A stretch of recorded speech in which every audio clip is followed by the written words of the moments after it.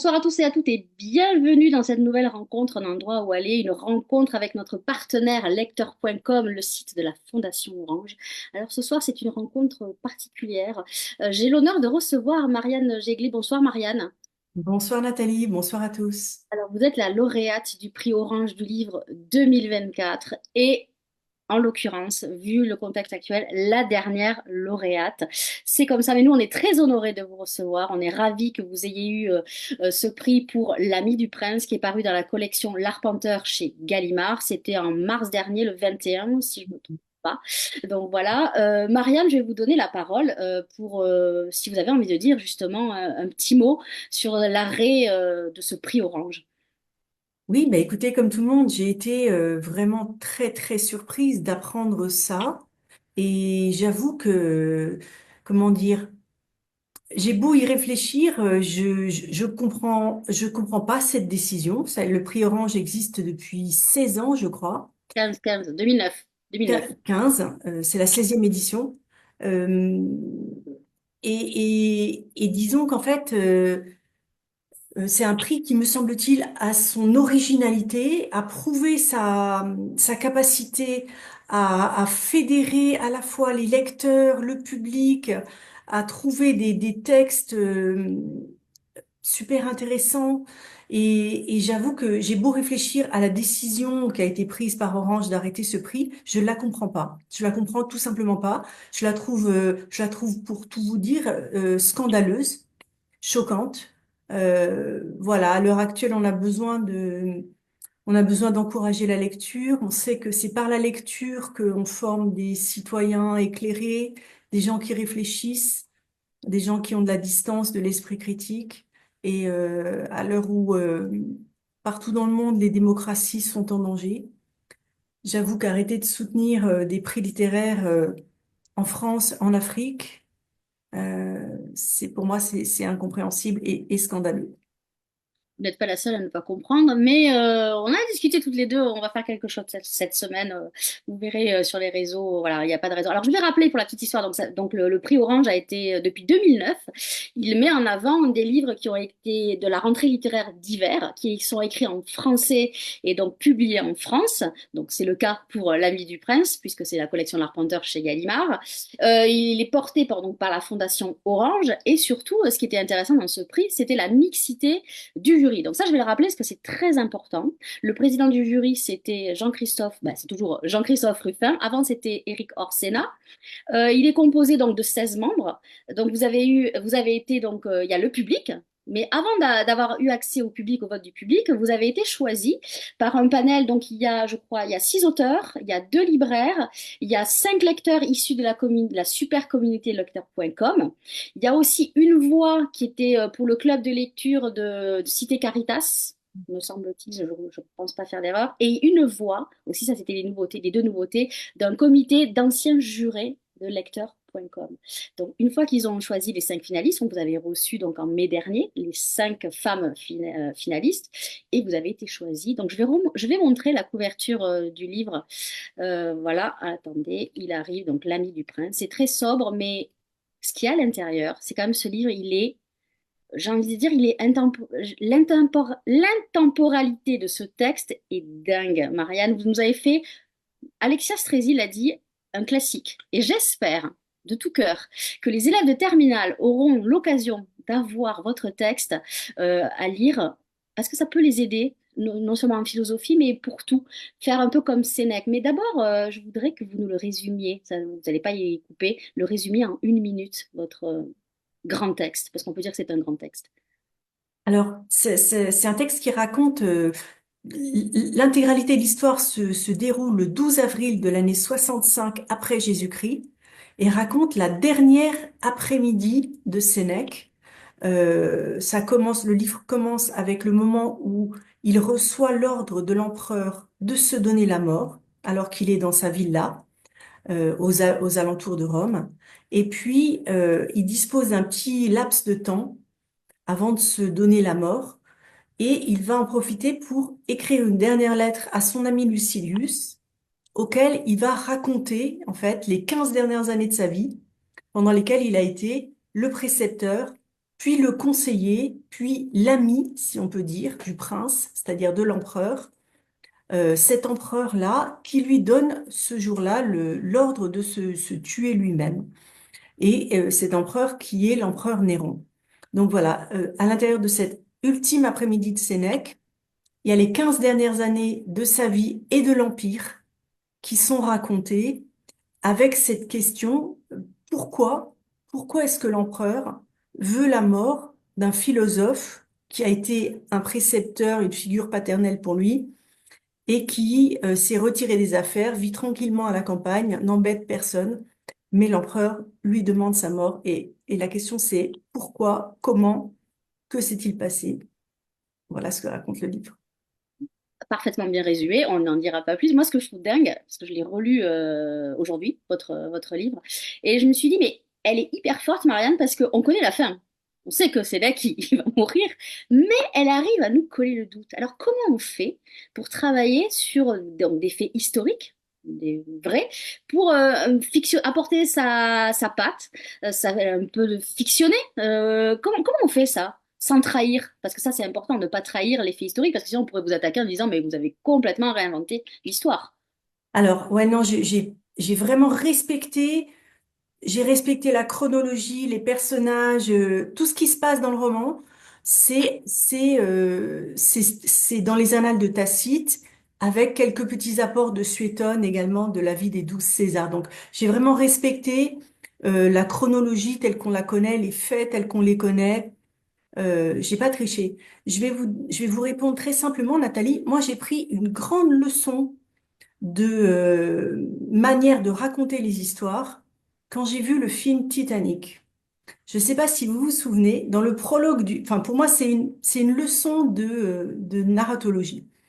Dans le prologue du film de Titanic, il y a un technicien qui explique à la vieille dame, à Rose qui est âgée, alors à telle heure, le Titanic heurte un iceberg qui déchire la coque sur tant de mètres carrés. À partir de ce moment-là, il y a tant de litres d'eau qui entrent.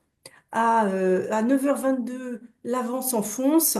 À 10h15, il se casse en deux. Et à 11h23, le navire coule. Et Rose lui dit, mais non, monsieur, c'est pas du tout comme ça que ça s'est passé.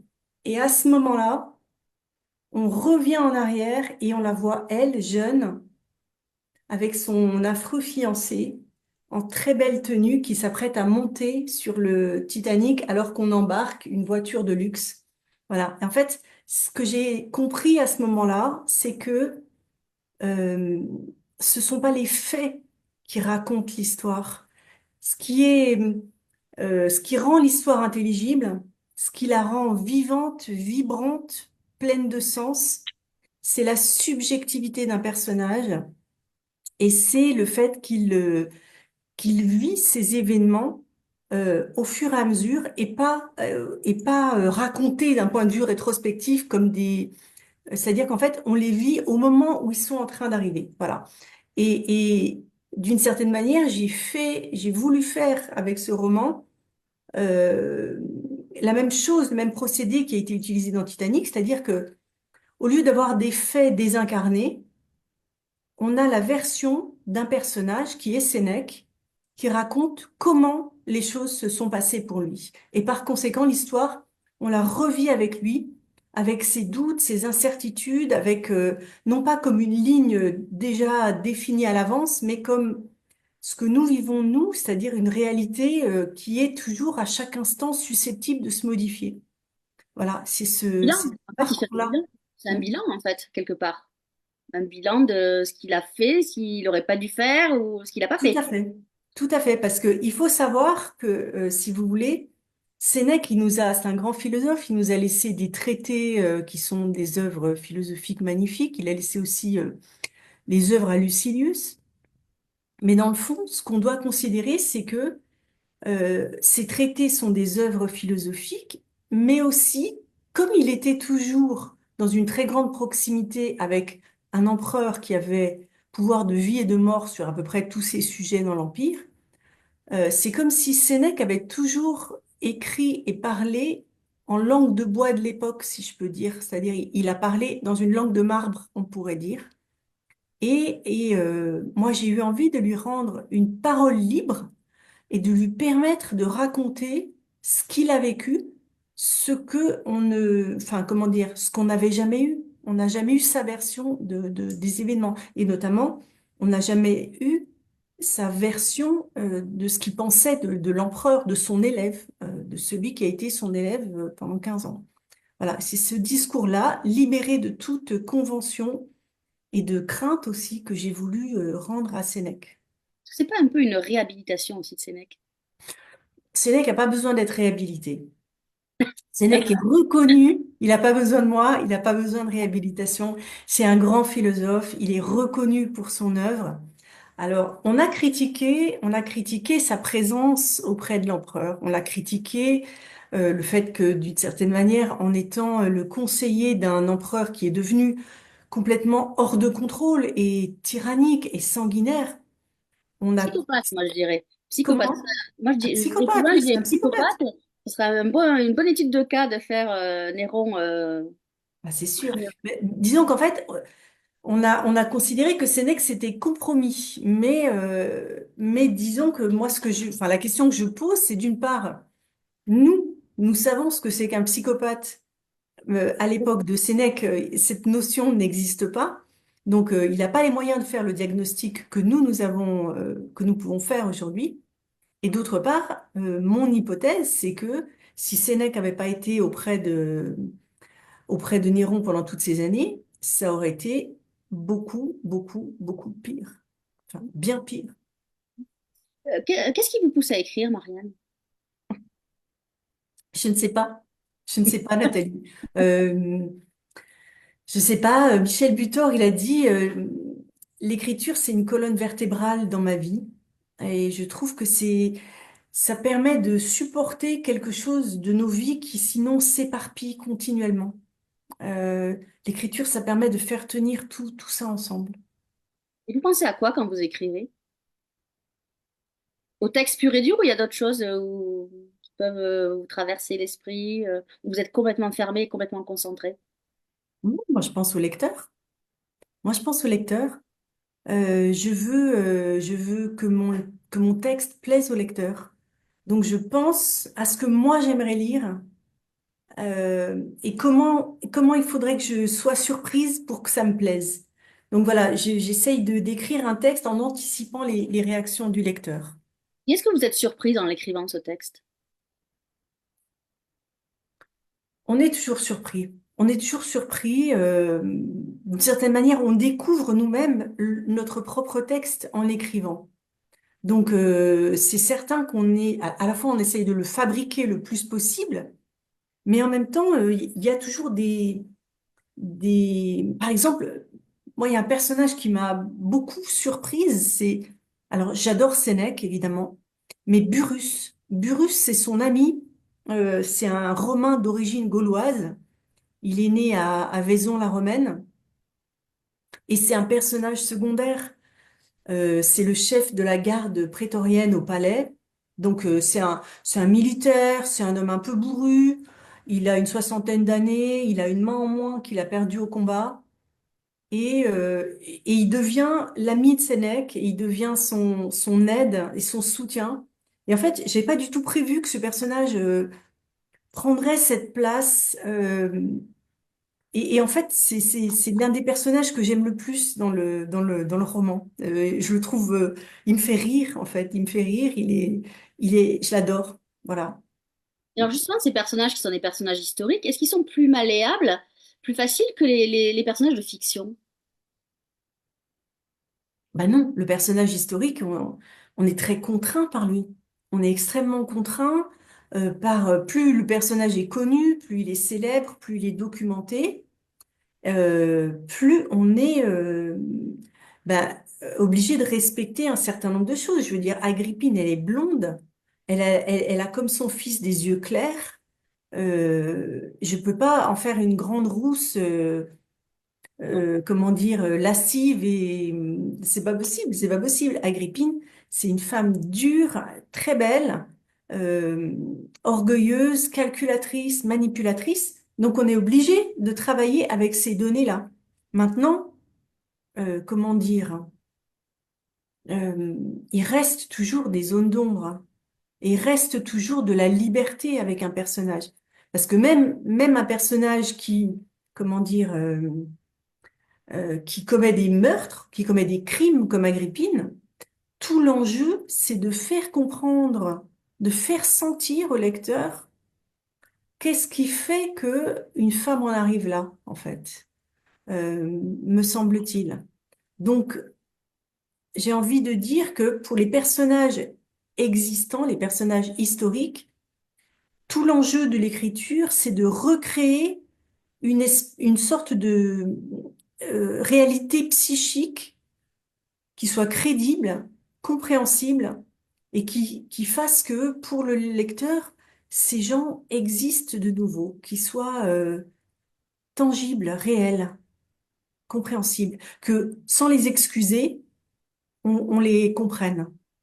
J'ai l'impression que ce qui vous intéresse beaucoup, ce sont les points de bascule. Je me trompe? C'est certain. Et dans cette histoire, ça ne manque pas. Ah, ça?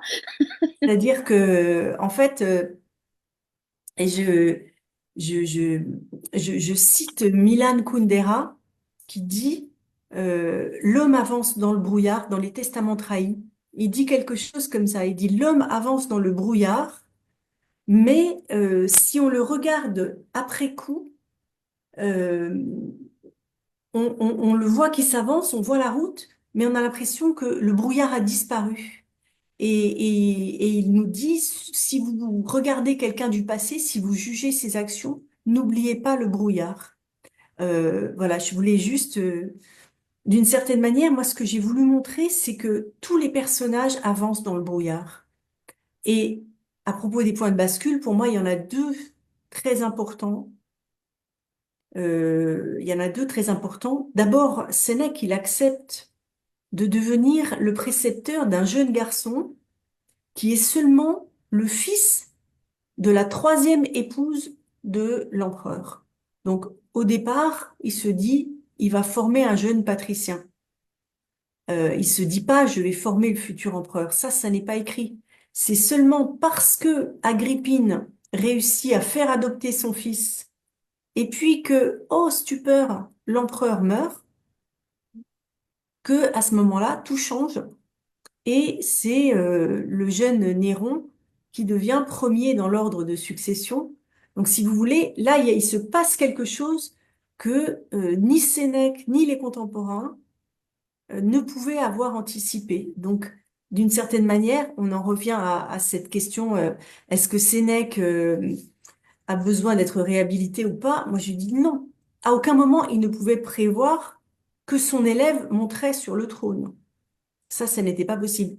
Deuxième point de bascule majeur, euh, Néron a une relation extrêmement conflictuelle avec sa mère, et puis à un moment donné, eh bien, il donne l'ordre de faire mourir celle-ci, et ça, euh, moi je montre dans le texte que pour Sénèque, c'est une énorme bascule, parce que jusqu'ici, jusque-là, il avait certainement défendu Néron et il avait soutenu Agrippine dans ses efforts pour prendre le pouvoir, à mon avis, dans le souci d'éviter à l'Empire une guerre civile.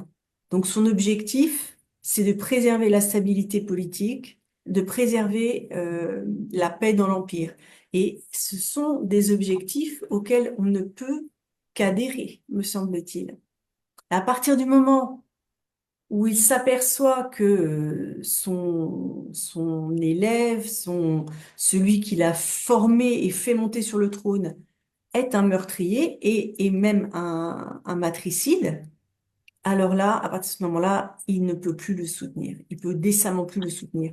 Et tout son effort va consister à essayer de se désengager. Est-ce que ce livre n'aurait pas pu s'appeler aussi L'ennemi du sage? Comment vous l'auriez appelé? L'ennemi du sage. Oui, c'est-à-dire que c'est un combat, si vous voulez, mon livre, c'est juste une des innombrables variations d'une espèce de, enfin, d'un archétype de récit dans lequel il y a le bien et le mal qui s'affrontent. Voilà. Et cette fois, le bien et le mal, ils sont incarnés par un jeune prince et puis un philosophe âgé qui vont, voilà, qui vont lutter pour essayer d'imposer leur conception du monde. Alors, je disais tout à l'heure qu'il était extrêmement actuel. Effectivement, il est question de domination, de pouvoir. Est-ce que le pouvoir monte à la tête? Est-ce que parce que tout ça, après aussi les rôles qui s'inversent. Parce qu'il y a le maître et l'élève. Après, est-ce que l'élève ne devient pas le maître? Il y a tout ça. Donc, ça, on rentrera pas dans la philosophie qui est entre les lignes de votre splendide texte. Mais tout ça, c'est très actuel. Et moi, je voudrais savoir comment on travaille, comment vous avez fait pour travailler. Donc, j'imagine l'aspect recherche, combien de temps ça a pris avant de commencer à écrire le livre? Moi, je fais tout en même temps, Nathalie. À toi en même temps. Je fais tout en même temps, c'est-à-dire que, bon, évidemment, j'ai relu rapidement Tacite, les annales de Tacite. Mais en fait, à partir du moment où j'avais ce texte-là, qui fournit vraiment les annales, comme le nom l'indique, en fait, c'est tout simplement un récit des faits historiques euh, pour la vie des empereurs. Donc, en fait, le récit consacré à Néron couvre deux, trois livres. C'est pas très long, ça fait 40 pages peut-être, hein. Moi, j'avais une charpente historique pour mon texte. Et donc, à partir de ce moment-là, moi, j'ai commencé à écrire tout en faisant des petites, comment dire, de la documentation sur des points précis. Euh, donc, en fait, à l'origine de l'envie d'écrire ce texte, il y avait la lecture d'une biographie de Néron. Donc, j'avais quand même déjà des éléments en tête, suffisamment pour commencer à écrire. Et je dirais qu'en fait, pour répondre clairement à votre question, Nathalie, j'écris une première version, j'ai envie de dire, un peu à l'arrache, c'est-à-dire vraiment comme ça vient. Et ça m'a pris 3 mois, Quand même. Vous quand dites que c'est même. rapide, 3 mois. Oui, ouais, c'est quand même du boulot. Et vous Ouais, écrivez à la c'est main? Vous écrivez à la main? tout ça en travaillant en parallèle, hein, je tiens à le dire. Bah, Donc, j'imagine. voilà, voilà, sinon c'est pas drôle. Non. Et puis ensuite, j'ai retravaillé pendant 6 mois. Voilà. Mais d'une certaine manière, j'avais la chance, me semble-t-il, d'avoir trouvé quelque chose qui était déjà parfait formellement. C'est-à-dire qu'en fait, j'avais qu'à décalquer Tacite. J'avais un drame en 3 actes avec un crescendo dans l'angoisse et dans les événements. Ça, c'était parfait. Donc, voilà, la charpente du texte, elle était là. Donc, voilà. Vous écrivez manuscrit ou à l'ordinateur? Non, je crois que vous êtes de l'école stylo-papier, vous. Ouais, ouais, moi, j'ai un cahier, un stylo, et puis, moi, je peux les montrer. C'est pas... J'ai lu quelque part que les carnets Moleskine vous faisaient peur. C'est vrai, ça? Moi, j'ai des petits cahiers, je vais faire de la pub, j'ai des petits cahiers Clairefontaine à 4,50 €. Ah, c'est parce que vous êtes prof. Parce que Marianne est agrégée de lettres modernes. Et comme tout agrégé de lettres modernes, elle écrit sur l'Antiquité, ce qui est très logique. Mais ce qu'il y a de bien, c'est que dans moderne, le moderne, c'est dans votre texte. Donc ça colle très très bien. Pardon, je referme la parenthèse. Donc vous écrivez, oui. Donc, mais alors après, Moi, vous passez. j'écris, moi, je pense, Nathalie, que pour écrire, il faut pas avoir un trop beau cahier. Ah bon? Si on a un beau cahier, on va se sentir tenu d'écrire des choses grandioses dedans. Moi, je pense qu'il faut un petit cahier pas cher dans lequel on se sentira autorisé à écrire n'importe quelle bêtise qui nous passe par l'esprit. Parce que si en écrivant beaucoup de choses qui n'ont pas beaucoup d'intérêt, qui n'ont pas beaucoup de sens, qui n'ont pas d'ambition, qu'à un moment donné, on va réussir à attraper quelque chose de bien. Mais si on a un beau cahier, on va se dire non, non, je vais attendre d'avoir un bon truc à écrire dedans et on n'écrira jamais rien. C'est pas faux. C'est pas faux. Non, je vous assure, c'est l'expérience. C'est l'expérience. Donc le cahier le moins cher possible. Et, euh, et moi, je recommande également le modèle à spirale parce que on peut le replier et écrire sur ses genoux n'importe où, dans le métro, sur un banc. Voilà, Donc la pire chose qui pourrait vous arriver, c'est de perdre votre cahier. Ben, il y a toujours mon nom marqué dans la première page avec mon numéro de téléphone. Donc, ça m'est jamais arrivé de perdre un cahier, mais j'ai prévu cette possibilité. Et alors, à quel moment vous basculez sur l'informatique? Une Ben, fois en que fait, tout est posé, tout est pour vous, tout est non, calé, vous passez? Non. non, non. Donc, j'écris dans cette phase où j'écris à la va-vite des scènes. En fait, je les écris d'abord au cahier et ensuite je les saisis à l'ordinateur. Et ensuite, quand j'ai l'intégralité du texte, mais quand j'ai l'intégralité du texte, j'entre vraiment dans une phase de retravail à ce moment-là, sur D'accord. l'ordinateur. Voilà. Donc, votre éditeur, rassurez-nous, ne lit pas sur votre cahier, il lit sur ordinateur. Non, bien sûr que non. Et puis quand mon éditeur, quand ça arrive chez l'éditeur, j'ai retravaillé, retravaillé, retravaillé beaucoup, beaucoup. Enfin, euh, j'ai retravaillé morceau par morceau en essayant à la fois de, comment dire, après je fais plein de vérifications. Je sais pas, par exemple, vous voyez, ce qui est terrible quand on écrit sur du matériau historique, j'ai créé une scène où Sénèque, il marche dans la rue et il achète un pain. Et alors là, je m'arrête et je me dis, c'est quoi la monnaie au premier siècle après Jésus-Christ? Alors là, j'entreprends une recherche. Bon, d'accord, je trouve que c'est le sesterce, tout ça. Ensuite, je me dis, oui, mais un pain, combien ça coûte un pain? Et vas-y, c'est reparti pour les recherches. Voilà, donc en fait, on a beaucoup de... Enfin, j'ai envie de dire, si on écrit à l'ordinateur, on est tenté de s'interrompre tout le temps pour faire des recherches. Si on écrit avec l'ordi fermé, juste un cahier, on met un petit gribouillis en disant, OK, je chercherai ça plus tard, et on va de l'avant, et on écrit toute la scène. C'est ça comment dire, on se perd pas dans des recherches. Il a Et réagi comment, votre éditeur, quand vous lui avez dit, je vais écrire un livre qui va se passer en 65 avant Jésus-Christ? je lui ai pas dit. Je lui ai pas dit. Je lui ai pas dit. Alors, mon éditeur, c'est Ludovic Escande à Gallimard. Ludovic Escande, il est historien de formation, donc peut-être qu'il aurait réagi positivement.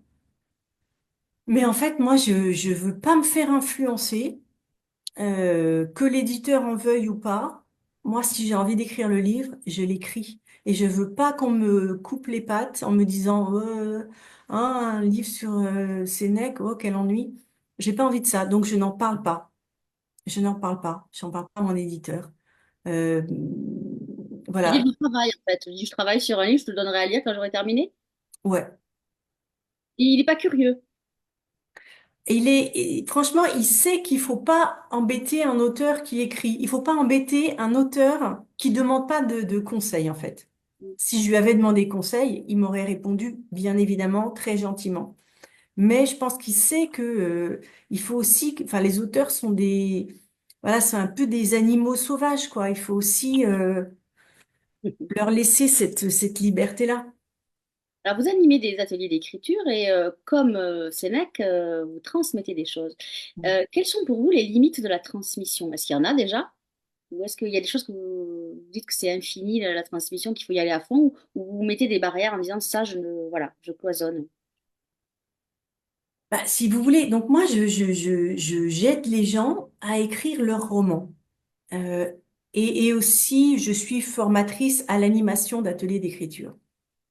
Donc, c'est sûr, si vous voulez, que c'est parce que moi, je suis une formatrice que j'ai pu m'identifier à Sénèque d'une certaine manière. C'est-à-dire que moi aussi, c'est pas des élèves, hein, mais disons que je suis dans une relation pédagogique avec des gens que je vois évoluer d'une manière complètement imprévue parfois et parfois incompréhensible pour moi.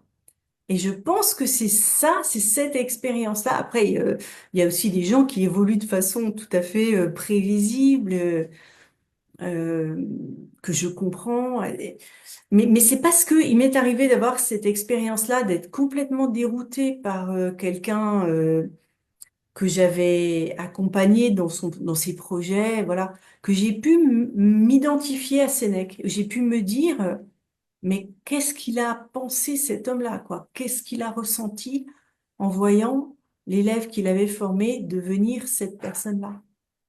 Bah, certainement, c'est parce que moi aussi, je suis une formatrice que ce sujet-là m'a parlé, en fait. Et est-ce qu'il y a des limites à la transmission? J'ai envie de dire, euh, bah, je pense que Sénèque fait un constat qui est malheureusement terriblement actuel. C'est-à-dire que euh, Sénèque, il fait le constat que on a beau tenter d'apporter des valeurs à quelqu'un, on n'est pas du tout certain de réussir à les lui transmettre. Et je pense que le constat qu'il fait, c'est quelque chose d'inéducable, hein, si je peux dire, dans la nature humaine. Parce que quand Sénèque rencontre Néron, celui-ci a 12 ans. Est-ce que c'est pas trop tard, justement? Nous, on peut le dire avec le recul, est-ce que finalement son contexte familial, s'il avait eu un autre contexte familial, mais nous, ça on peut le dire parce qu'on a le recul, lui à l'époque, il pouvait pas dire, ah bah attends, mon pauvre gars, t'es mal parti dans la vie avec ta mère qui est la troisième, voilà. Est-ce que finalement, c'était pas trop tard à 12 ans? Comme vous le dites, nous aujourd'hui, on sait qu'à 12 ans, la personnalité d'un individu, elle est quand même déjà très, très formée. Encore une fois, lui, il le sait pas. Et puis, euh, et puis, je pense aussi que la personnalité de Néron, elle ne s'est révélée que de façon très progressive. Euh, Parce que au début, il est contraint de se plier à ceux qui ont du pouvoir sur lui. Et c'est au fur et à mesure qu'il grandit et qu'il gagne en pouvoir que très clairement, il laisse tomber le masque et que le psychopathe en lui se révèle à ce moment-là.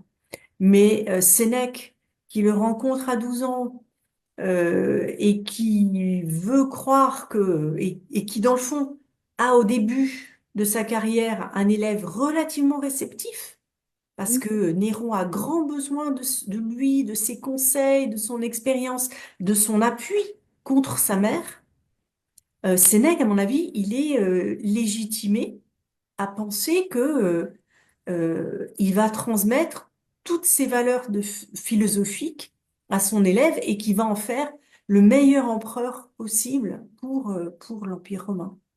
Et malheureusement, je dirais qu'en fait, le constat qu'il fait à l'époque et que nous refaisons aujourd'hui, me semble-t-il, c'est un constat terrible qui est la persistance chez l'homme, y compris chez l'homme instruit, éduqué, d'une nature pulsionnelle qu'on ne peut pas éradiquer. Et on le voit aujourd'hui, me semble-t-il, avec la haine, la violence. On voit bien que quelque chose de la nature humaine résiste à l'éducation, à l'amélioration, à la sagesse, en dépit de tous les efforts que tout le monde fait pour essayer d'améliorer cette nature. En fait, il y a Donc tous voilà, les... ce constat de Sénèque, je l'ai trouvé terrible et très actuel. Donc là aussi, il y avait quelque chose sans doute qui m'a incité à écrire ce texte. C'est ça, il y a de la manipulation, de la domination, de la puissance, un peu de conscience de temps en temps, quand même. Mais est-ce que la puissance et la conscience sont compatibles? Je ne suis pas certaine. Ou alors, voilà. Et moi, ce que j'ai trouvé aussi intéressant, c'est la relation entre Sénèque et Néron. Elle est un peu floue. Il y a quand même un petit flou artistique là-dessus. Est-ce qu'il n'y aurait pas aussi un transfert? Parce que Sénèque, il a perdu son fils et que là, il doit s'occuper. Est-ce que c'est compliqué? Moi, je me suis dit, en vous relisant, j'ai dit, mais est-ce que Sénèque s'est posé cette question en voyant ce monstre hein, quand même qu'il a aidé à façonner quelque part indirectement? Est-ce qu'il s'est dit, mais où est-ce que j'ai failli dans C'est ma... évident, c'est évident. Il n'a pas pu ne pas avoir conscience de son échec. C'est évident qu'il en avait conscience. Alors, euh, vous l'avez lu, hein, en fait, Sénèque, il a tenu un discours en mourant. Il a tenu des propos qui ont été pris en note et diffusés, et puis qui se sont perdus au fil des siècles. Donc, ce discours-là, certainement, Sénèque, il reconnaissait son échec. Mais, comment dire, la relation qu'il a avec Néron, elle est évidemment pleine d'ambiguïté. Pleine d'ambiguïté parce que Néron est orphelin de père à l'âge de 12 ans. Il a deux beaux-pères euh, qui sont les deux maris suivants de sa mère. Et puis, il a une figure masculine stable auprès de lui à partir de l'âge de 12 ans, qui est Sénèque, en qui il a certainement confiance. Euh, mais, comment dire, plus Néron gagne en pouvoir, plus il se dévoile, et plus il se rend certainement compte que Sénèque condamne qui il est, les meurtres dont il se rend coupable, les abus qu'il commet. Euh, et donc, je pense que entre ces deux-là, c'est une histoire d'amour raté, en fait. Je fais cette hypothèse-là. Avec tout ce que vous venez d'évoquer, ça serait la jeunesse d'une bonne série. D'où l'actualité de votre texte. Parce que je pense que les jeunes, s'ils lisaient votre texte, ils se disaient, mais en fait, tout ça, on le retrouve dans tout ce qu'on regarde ou dans tout ce qu'on lit. Parce que la jeunesse, ils lisent des trucs hyper violents, hyper machiavéliques. Tout ça, ça se retrouve. C'est pour ça que je dis qu'il est tellement actuel, tellement moderne que votre texte. Mais je pense qu'il est un peu nécessaire aussi, je trouve, quelque part. Et il C'est-à-dire, donne envie d'aller c'est pas relire. qu'il est moderne, c'est pas qu'il est moderne, c'est qu'on a une image fausse de l'Antiquité. On C'est a vrai. l'impression que c'est des hommes de marbre qui déclament des vers comme ça, et que c'est chiant, mais pas du tout. Enfin, je veux dire, le pouvoir n'a pas changé de nature entre Non. 2000 ans et aujourd'hui. Et les relations entre les êtres humains, elles n'ont pas changé de nature non plus. Est-ce que Euh, vous avez été surprise d'avoir eu ce prix où il y a une mixité dans le jury? Ça vous a fait quoi d'avoir ce prix Orange? c'est vraiment une très belle reconnaissance. C'est vraiment une très belle reconnaissance. Et moi, comment dire, j'éprouve d'autant plus de reconnaissance à l'égard du jury du prix Orange et des lecteurs qui ont voté pour mon livre que au moment de sa sortie, mon livre a eu très peu de presse. Donc je pense qu'il aurait un peu coulé dans l'indifférence générale si dans un premier temps les membres du jury du prix s'en étaient pas emparés pour en parler sur les réseaux sociaux, pour en discuter entre eux, et si ensuite les lecteurs de la communauté lecteur.com avaient pas choisi de le promouvoir. Donc, moi, je suis extrêmement reconnaissante à ce prix et c'est la raison pour laquelle je trouve d'autant plus dommage que d'autres écrivains que moi ne puissent pas en bénéficier dans dans les années à venir. Mm, mm. Alors, quand on a écrit ce texte, ce grand texte, qu'est-ce qu'on écrit après? Qu'est-ce qu'on a envie d'écrire? Qu'est-ce qu'on peut écrire? Sur quoi on peut passer? Alors, est-ce que vous allez passer enfin, un grand bond dans le temps et vous allez revenir au Bah, très contemporain? franchement, si je pouvais choisir, j'écrirais sur un fait divers actuel pour me changer les idées. Ah bah, Mais Nathalie, je ne sais pas. Je ne sais pas ce que je vais écrire. Je ne le sais pas. Vous savez, demandez à votre Elisabeth, belle-mère peut-être. Peut-être qu'elle hein, demandez à votre belle-mère, elle a peut-être une autre idée, puisque c'est elle qui est à l'origine de ce livre. Vous lui avez dit ou pas? bien sûr, bien Vous l'avez sûr. remarqué. Je suis Mais sûre que bien vous sûr, l'avez bien remercié. évidemment, bien évidemment. Oui, oui, ma belle-mère, je suis mariée à un Italien, à un Romain, et évidemment, j'ai une belle-mère italienne possessive, pléonasme. Et c'est donc à ça que Nathalie fait allusion, parce que à partir du moment où j'ai été mariée, j'ai dû aller à Rome très très souvent, quasiment tout le temps. Ah, Et Pierre, avant que j'oublie, j'ai une question à vous poser sur Rome. C'est quoi le plus bel endroit de Rome? moi, j'aime les bords du Tibre. J'aime les bords du Tibre, j'aime l'île Tibérine. Mais tout est beau à Rome. Il n'y a pas eu de meurtre là? Parce que là, ça pourrait vous inspirer. Pas un truc. Je vais réfléchir. Mais Nathalie, j'attire votre attention sur une chose. Je ne sais pas si vous avez lu le livre de Elisabeth Gilbert qui s'intitule Comme par magie. Elisabeth Gilbert, c'est celle qui a écrit Mange, prie, aime, Eat, Pray, Love. Et elle a écrit un livre sur l'écriture qui s'appelle Comme par magie, qui est vraiment un livre génial. Et elle, sa théorie, c'est que ce n'est pas l'écrivain qui choisit ses sujets, ce sont les sujets qui choisissent leur écrivain. Euh, elle dit ça et elle le démontre. Et moi, je suis assez tentée de la croire. Moi, je pense qu'en réalité, j'ai été choisie par ce sujet pour l'écrire et un peu paresseusement, j'avoue, j'attends maintenant qu'un nouveau sujet me choisisse et à ce moment-là, quel qu'il soit, je me mettrai au boulot pour essayer comment Bon, dire, j'espère que ça va arriver vite. moi aussi. Et se manifeste très rapidement, là, j'ai envie de dire. Mais est-ce que ça vous parasite pas? Quand vous écrivez vos livres, vous animez en parallèle les ateliers d'écriture, ça vous parasite pas? Vous arrivez, vous faites comment, là? Vous vous dédoublez? Non, ça c'est bien cloisonné dans ma tête. Il y a mon texte, il y a les textes des autres. Et moi, j'adore aider les gens à développer leurs romans. J'adore rêver leurs livres avec eux. Ça marche. Ça ne se nuit pas du tout dans mon esprit. Donc, mon texte, il travaille d'un côté et puis le reste de mon cerveau peut faire d'autres choses. Il y a pas d'interférence. J'aimerais bien que Frédéric de Guelt nous rejoigne, parce que je pense qu'elle adhère complètement à ce que vous êtes en train de raconter. Si elle peut m'entendre et revenir, la voilà. Bonsoir Voilà, Frédéric. voilà. Je La suis un peu nuit, dans le noir là. Qu'est-ce qui se on ne voit passe? pas du tout, hein. C'est un Ouais, fantôme. ouais, Dans j'arrive les comme un catacombes fantôme. peut-être, je ne sais pas. Oui, j'étais en train de discuter avec mon prochain sujet. Je vais juste m'éloigner pour améliorer le score de la luminosité. Oui, j'adhère à moitié. C'est-à-dire, j'adhère complètement sur l'idée que, effectivement, ce sont les sujets qui nous choisissent. Alors, par contre, moi, c'est les beaux cahiers sur lesquels je n'adhère pas. J'ai besoin d'un beau cahier que j'achète en Italie d'ailleurs. Je me dis, si je me rate, au moins le cahier est beau. Mm. C'est l'inverse en fait, voilà. C'est Ah, mais l'idée. il y a différentes écoles Exactement. et à Mais chacun de choisir comment il se pour, sent le mieux. pour animer aussi des ateliers, j'adhère aussi sur la façon d'accompagner les autres dans le texte Mm. euh, parce que c'est réjouissant. On apprend énormément en fait.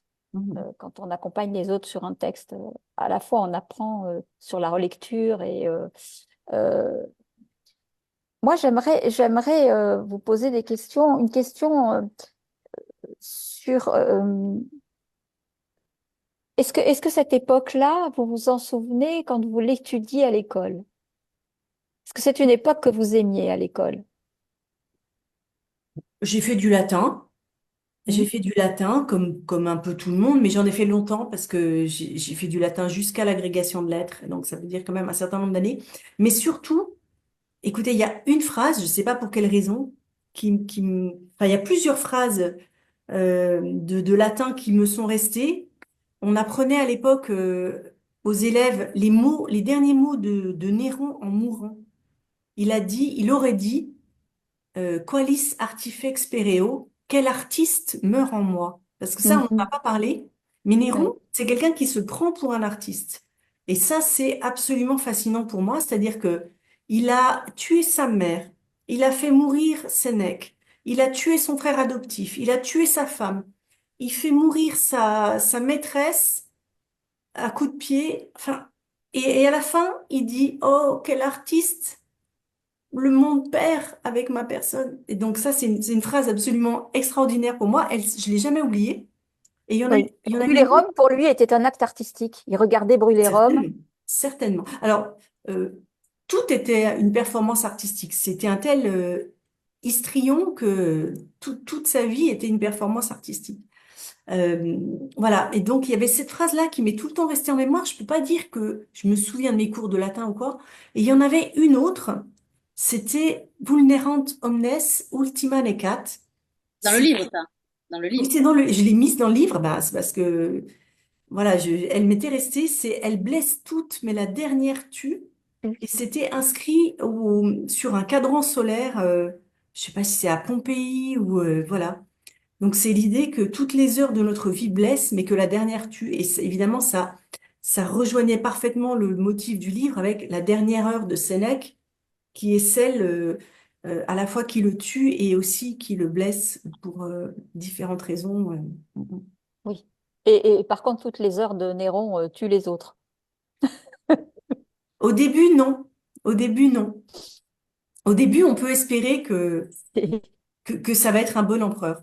Pendant 5 ans, les contemporains se frottent les mains et se disent, mais quelle chance on a d'avoir ce bon empereur, parce qu'il est complètement sous la tutelle à la fois de Sénèque, Burrus et de sa mère. Et puis, ça se craquelle, ce système se craquelle, et à partir de ce moment-là, Néron est en roue libre, et là, il devient... mais s'il était resté bien sous tutelle, peut-être il serait resté dans l'histoire comme un bon empereur. Nous, on regarde les Hmm. choses a Et par contre, je posteriori. vous rejoins. Nous, on regarde les choses a posteriori. Il faut pas qu'on oublie le brouillard qu'il y avait à l'époque. Hmm. Et je vous rejoins complètement sur cette histoire de d'avoir l'impression que les gens du passé sont des espèces de pierres figées, qu'ils ne nous ressemblent pas du tout, qu'ils ne sont pas mus par leurs émotions.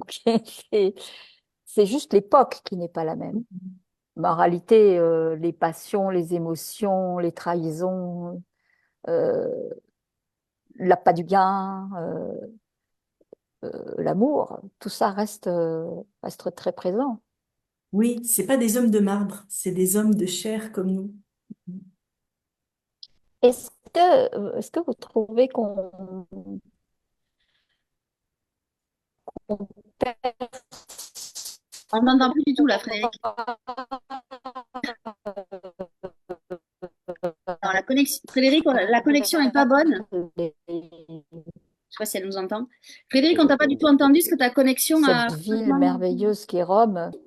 Euh, oui, je vous entends. Mais nous, on t'a pas Est-ce que vous entendu. m'entendez maintenant? Alors là, Oui, oui. on a entendu le début de ta question, mais alors après, ça a complètement vrillé. Je pense que dans les Landes, il y a un microclimat. Est-ce que tu peux nous redonner ta question? C'est ça. Est-ce que vous ressentez ce passé de façon forte dans ces lieux de cette ville de Rome qui est tellement incroyable au niveau de tout ce qu'on rencontre? Euh, Pas entendu toute la La question. fin, la fin, on n'a pas eu la fin parce qu'en fait, tu as une mauvaise connexion, je pense, Frédéric. est-ce que vous ressentez ce passé à travers la ville de Rome quand vous y êtes, quand vous parcourez ces endroits? On peut pas ignorer le passé à Rome. Et je dirais même qu'on a accès à plusieurs strates parce qu'on a la Rome antique, on a la Rome de la Renaissance, on a la Rome papale, on a. Donc en fait, à Rome, on est constamment en train de traverser des strates de temps et c'est ça qui rend cette ville tellement étonnante, tellement merveilleuse. On a le temps, on visite le temple d'Hercule. En face, il y a l'église. Sainte Marie, Santa Maria in Cosmedina, dans laquelle il y a la Bocca della Verità, et ce sont des strates temporelles comme ça complètement différentes qui se juxtaposent dans l'espace. C'est pour ça, enfin c'est l'une des raisons pour lesquelles c'est la ville éternelle, parce que voilà les différentes strates du temps continuent de vivre en même temps à Rome. Avez-vous glissé la main de l'écrivain dans la bouche de la vérité? Évidemment, évidemment, Frédéric. Comme tout le monde. Oui, non, il y en a qui osent pas. Mais ça fait peur. J'admets que ça fait Oui, peur. oui, oui. On se dit, on sait jamais, la bouche pourrait se refermer. Ça fait peur. Ouais, ouais. Oui, c'est une ville totalement magique. Est-ce que ce livre a été en partie écrit à Rome ou pas du tout? Non, non, pas du tout. Non, il a été écrit entre le 10e arrondissement et le 19e arrondissement. Ah, je croyais que vous alliez le dire entre le Xe siècle. Non, non, j'ai pas bougé. Il a été écrit entre 2022 et 2023, mais j'habite pas loin de la frontière du 19e arrondissement, donc de temps en temps, je vais écrire à la bibliothèque ou voilà. Mais j'ai pas bougé de Paris. Quand vous accompagnez des élèves, alors je veux dire des élèves, pas des personnes en atelier d'écriture, est-ce que vous trouvez que l'on perçoit euh, cette créativité ou est-ce que ça n'est pas...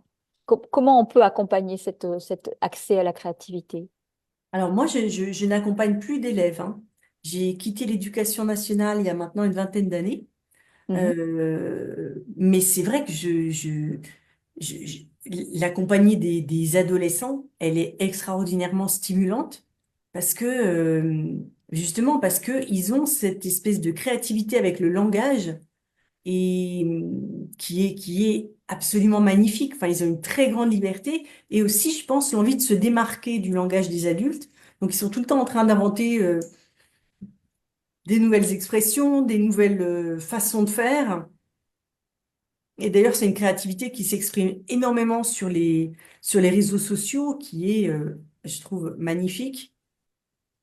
Je pense à Instagram, voilà. Euh, mais maintenant, moi, je n'ai plus affaire qu'à des adultes, tout simplement parce que, voilà, j'ai quitté l'éducation nationale. Qu'est-ce qui vous marque, qu'est-ce qui vous impressionne à chaque fois quand vous accompagnez ces adultes? Est-ce qu'il y a quelque chose qui ressort?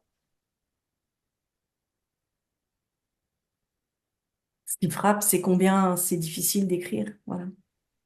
Je le, Moi, j'ai un petit peu oublié parce que maintenant, je sais pas comment dire, j'ai des automatismes, mais je vois à Ouais. quel point tout le monde traverse des énormes phases de doute, des énormes difficultés techniques. Euh, voilà. Mais est-ce qu'il n'y a pas un fantasme aussi chez ceux qui écrivent de la vie de l'écrivain, d'écrire, de publier, d'être connu euh, fantasme total d'ailleurs, parce qu'on n'est absolument pas connu d'ailleurs, il vaut mieux passer à la télé à rien faire que- qu'écrire si on peut être connu, c'est le dernier endroit où on est connu. Mais bon, il y a un fantasme. euh, Mais il y a que des fantasmes dans l'écriture, il y a que ça.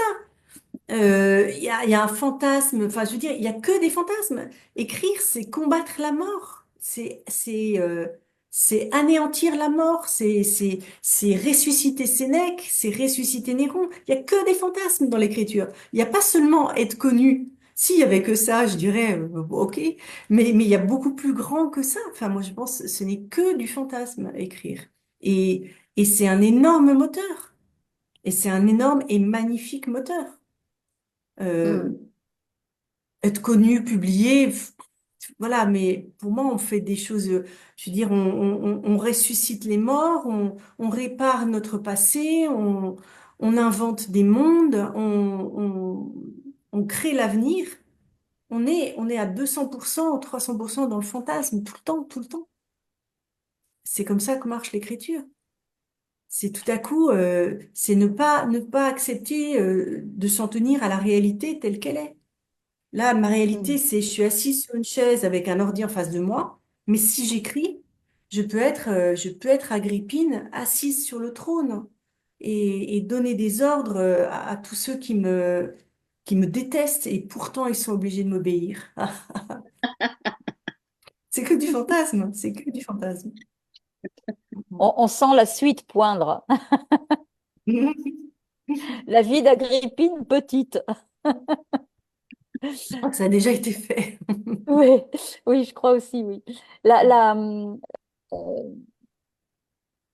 le premier livre, le premier, tout premier qui vous a marqué, qui a été une espèce d'illumination, c'était quoi? Mais un livre d'enfant, vous voulez dire? Peut-être un livre où vous réalisez que la lecture est un monde et que vous n'allez pas pouvoir vous en passer. Celui-là, cette Ok, prise ben de conscience-là. moi je vais vous parler d'un livre que j'ai jamais oublié, que j'ai lu quand j'avais 13 ans peut-être. C'est L'ami retrouvé de Fred Fred Ullman. Ullman. Fred Ah, Ullman. j'adore ce livre. Pour moi, il est parfait. Il est absolument parfait. Quand on regarde comment il fonctionne, la mise en place, ça raconte donc des jeunes garçons au lycée et une histoire d'amitié entre deux jeunes garçons dans l'Allemagne des années 30. Quand on regarde comment il est fait avec la mise en place des jeunes garçons au début, et la liste qui est donnée à la fin du livre, et entre les deux, il y a eu toute la Seconde Guerre mondiale, c'est extraordinaire. Pour moi, c'est une grande leçon d'humanité et c'est aussi une leçon de narration. J'adore ce livre. J'adore ce livre. Hmm, J'ai jamais pu l'oublier. magnifique. Merci. Merci. Nathalie, je te laisse Oui, on va arriver à la conclusion de cette émission. Marianne, donc j'ai bien retenu les livres que vous avez cités là, comme Par magie, L'ami retrouvé. Donc je remettrai en référence ces livres que vous conseillez. Mhm. Moi, je vais conseiller à ceux qui ont eu la chance de ne pas encore avoir lu L'ami du prince, de Marianne Gédé, donc prix Orange, lauréate du prix Orange du livre 2024, d'aller courir très vite en librairie, se le procurer. Vous allez voir, vous allez passer un moment merveilleux. L'écriture de Marianne est géniale. J'espère que ça, comme disait Alexia, ça va devenir un classique et que vraiment, j'espère que ce livre sera lu. En tout cas, moi, je voudrais en profiter pour vous remercier d'avoir passé ce moment avec nous. Vous êtes donc la dernière lauréate du prix Orange.